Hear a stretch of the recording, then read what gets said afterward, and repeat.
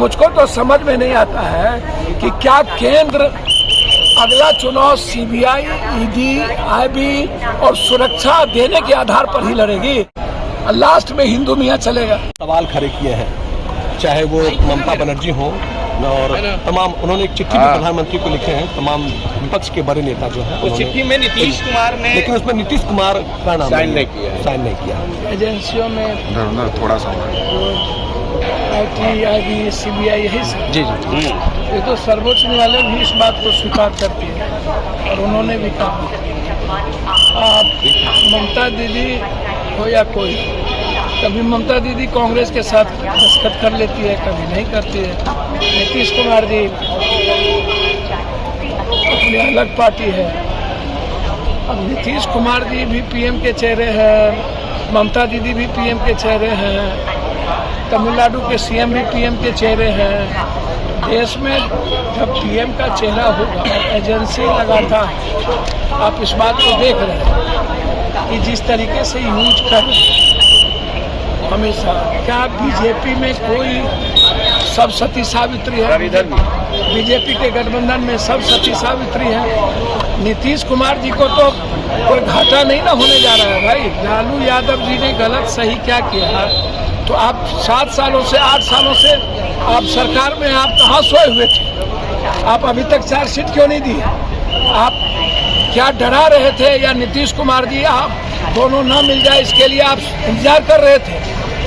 तो आपने जब देख लिया नीतीश दोनों मिल गए और आपकी बात नहीं चली, तो अब आप डर को खोल रहे हैं। तो अपने तरीके से आप एजेंसीज को चलाइएगा और उसके बाद कुंभकर्ण के नींद में सोइएगा। गलत को गलत कहिए, करिए, मुझे उस पर आपत्ति नहीं है, वो कोर्ट देखेगी। चंद्रचूड़ जी है, विपक्ष को कमजोर होने की जरूरत नहीं है। विपक्ष यदि गलत नहीं है तो कोई माय का लाल, कोई एजेंसी कुछ नहीं कर पाएगी। गलत होगा तो डरना होगा, इसको आप समझ लीजिए। सुशील मोदी कह रहे हैं कि वही आदमी हस्ताक्षर किए हैं जो कि कई घोटाला में फंसे हुए हैं। सर, सुशील जी क्या कर रहे हैं, पहले तो सुशील जी से पूछिए, बिहार में जो सृजन घोटाले से लेकर के इतना घोटाला है, उसमें आप लोगों से और किसी से पूछताछ क्यों नहीं हो रही है? और सीबीआई, बिहार के कई घोटाले हुए हैं, इंडिया में कई घोटाले हुए हैं, उसमें क्यों नहीं पूछताछ हो रही है? हथियार खरीदने के घोटाले हुए हैं, कितने बार सवाल हुआ, उस पर क्यों नहीं पूछताछ हो रही है? सुशील जी से पूछिए कि इतना दिन कहाँ गायब थे? लालू यादव जी ने चोरी किया या जमीन दी, तो आप 9 सालों से गायब कहाँ थे? आप इसके पहले भी पूछताछ आप कर चुके हैं, तो एक ही कितने बार हलाल होगा? एक ही बकरा, एक ही मुर्गा, कितने बार आप फाइनल करिए, जो गलत है उसको कोर्ट में दीजिए, कोर्ट तय करेगी गलत और सही का। आप एजेंसीज को डराने के लिए रखते हैं, ये गलत है। और नीतीश कुमार जी को तो भाई अपर हैंड है नीतीश कुमार जी।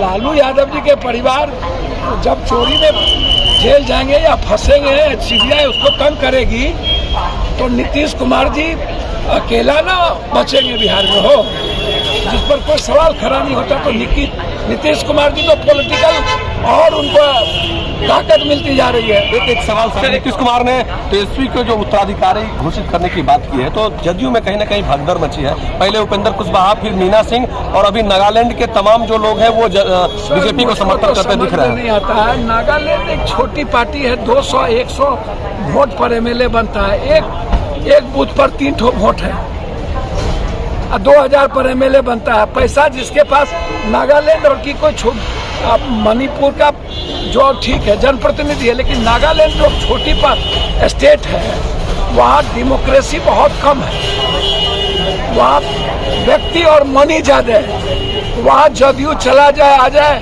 अब उपेंद्र भाई के बारे में क्या कहना, मुझको तो समझ में नहीं आता है कि क्या केंद्र अगला चुनाव सीबीआई, ईडी, आईबी और सुरक्षा देने के आधार पर ही लड़ेगी।